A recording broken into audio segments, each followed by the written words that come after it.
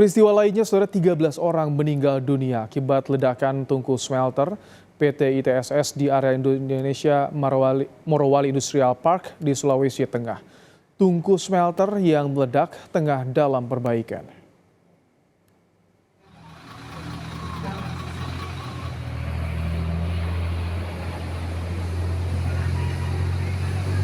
Inilah visual amatir tungku smelter yang meledak di PT ITSS di areal Indonesia Morowali Industrial Park, Sulawesi Tengah.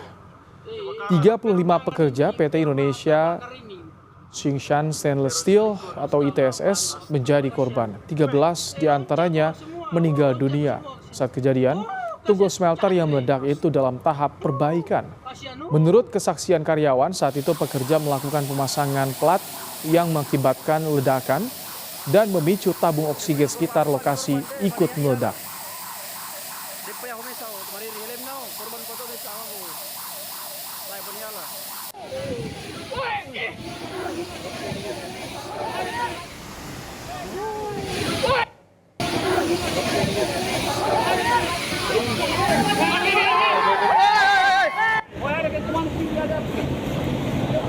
Korban luka akibat ledakan tungku smelter PT ITSS di areal Indonesia Morowali Industrial Park, Sulawesi Tengah.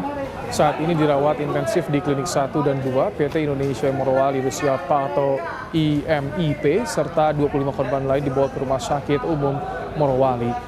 13 pekerja dilaporkan tewas akibat ledakan tungku smelter milik PT ITSS di Morowali, Sulawesi Tengah. 6 korban diantaranya merupakan tenaga kerja asing. Korban meninggal berhasil diidentifikasi dan atas permintaan keluarga korban, jenazah hari langsung diterbangkan ke tempat asal mereka.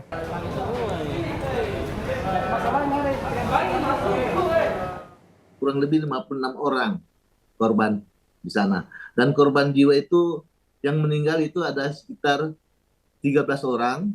Dari 56 ini ada yang di klinik PT Kawasan IMIP itu ada 2, Klinik 1 dan Klinik 2. Yang langsung dibawa ke Rumah Sakit Umum daerah Morowali itu kurang lebih 25 korban. Dari 13 korban ini, 1 sudah diambil oleh pihak keluarga yang warga negara Indonesia, yang 12 ini sementara identifikasi, Mbak.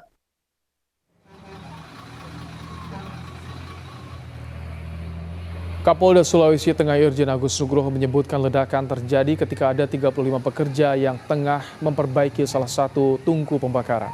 Pada saat perbaikan terjadi ledakan mengakibatkan tabung oksigen di area pengerjaan ikut meledak.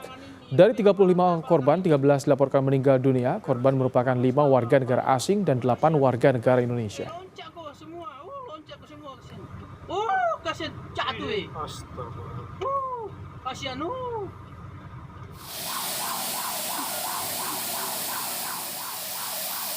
Yang mana pada saat perbaikan dimaksud terjadi ledakan mengakibatkan oksigen, tabung oksigen yang berada di sekitar areal ikut meledak, dan dari kejadian tersebut terjadi kebakaran sehingga mengakibatkan korban sejumlah 35 orang. Dari 35 korban tersebut 13 diantaranya meninggal dunia dan 22 lainnya mengalami luka baik berat, sedang maupun ringan. Ya, saudara, ada 13 korban meninggal dunia akibat ledakan di smelter nikel PT ITSS Morowali, Sulawesi Tengah. Dari 13 korban tersebut, 5 warga negara asing dan 8 warga negara Indonesia, sedangkan korban luka berjumlah 22 orang.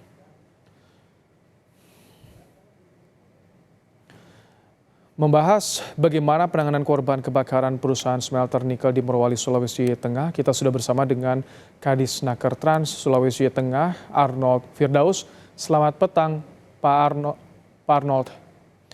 Selamat petang, Pak. Baik, Pak Arnold, bagaimana penanganan korban kebakaran hingga saat ini, Pak? Ya, tim kami sudah ke sana tadi beberapa saat setelah terjadinya kecelakaan, dan korban sudah akan ditangani, khususnya tadi sudah disampaikan soal medisnya ditangani, lalu hak-hak pekerja tentu juga akan dipenuhi semua oleh IMIP dan kerjasama dengan BPJS Ketenagakerjaan setempat. Oke. Itu Pak Arnold, peristiwa terjadi ketika tengah memperbaiki tungku smelter. Apakah di Snaker dan juga Polri ini akan koordinasi untuk mengusut ada tidaknya kelalaian dalam peristiwa ini, Pak Arnold?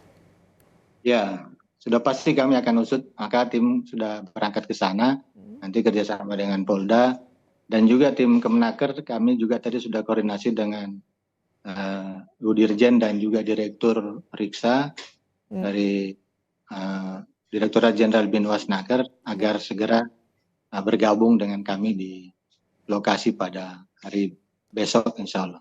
Informasi temuan awal yang disampaikan tim di lapangan kepada Anda seperti apa saat ini, Pak Arnold? Kami belum bisa memastikan, tapi ada mungkin saja dugaan terjadi human error mungkin ya, tapi kita harus investigasi agar tidak salah dalam mengambil keputusan mengenai apa yang terjadi di sana yang sesungguhnya. Karena tim sedang bekerja. Kalau standar safety atau keamanan di perusahaan smelter nikel ini seperti apa? Karena beberapa kali terjadi, PT GNI sebelumnya terjadi, di IMIP ada kebakaran di PLTU ya Pak Arnold sebelumnya? Iya betul. Kalau untuk GNI memang kami saat ini sedang terus melakukan pembinaan agar kecelakaan kerja bisa kita minimalisir, khususnya untuk yang fatality atau kematian. Di IMIP juga sebenarnya sudah cukup baik penerapan K3, namun memang belum sempurna. Memang problem kita di Indonesia ini khususnya di smelter nikel yang menggunakan alat-alat berat dan raksasa, karena ini perusahaan metal, itu memang faktor kecelakaan kerja ini sangat rawan dan agak sulit dihindari. Tetapi kami selalu menekankan agar jangan sampai terjadi fatality atau korban jiwa. Dan ada beberapa faktor tentu juga selain teknis, ada faktor-faktor lain seperti lingkungan dan juga faktor kelelahannya dari pekerja. Itu mungkin sedang. Tapi rutin Pak Arnold dari Kadisnaker Trans untuk mengawasi, untuk memantau bagaimana pelaksanaan keselamatan kerja, termasuk ketersediaan alat pemadaman ketika ada darurat, keadaan darurat, Pak Arnold. Rutin dipantau. Iya betul. Kami juga lakukan itu secara periodik. Tentu saja tidak bisa setiap hari atau setiap pekan. Kami selalu berkoordinasi dengan mitra kita yang ada di IMIP agar penanganan manajemen K3 bisa lebih baik dari waktu ke waktu agar bisa terhindar kecelakaan kerja yang mematikan. Ketika ada perbaikan tungku smelter ini dan ada ledakan, ada kebakaran, artinya dicurigai ada human error di sini. Ya bisa saja terjadi itu, kan ada 3 faktor yang menyebabkan terjadinya kecelakaan kerja, yaitu lingkungan, human error, dan peralatan. Nah 3-tiganya akan kita investigasi. Oke. Pak Arnold, 13 orang meninggal dunia informasi yang sementara kami peroleh. Bagaimana saat ini informasi terkininya, berapa jumlah korban luka Pak Arnold? Sampai saat ini kami juga mengupdate berita itu, korban luka mencapai 38 orang. Yang 8 dari TKI meninggal, 5 TKA. Jadi total 51 yang kami terima laporan. Pasca peristiwa ini, praktis kegiatan di PT ITSS dihentikan sementara atau bagaimana? Dan kabarnya ada 1 juga korban yang sudah dibawa oleh keluarga, Pak Arnold. Iya betul, ada yang dibawa keluarga dan ada yang diterbangkan untuk dimakamkan di kampung halamannya. Oke. Oh, semuanya sudah dibawa atau baru sebagian atau baru berapa yang sudah dibawa keluarga?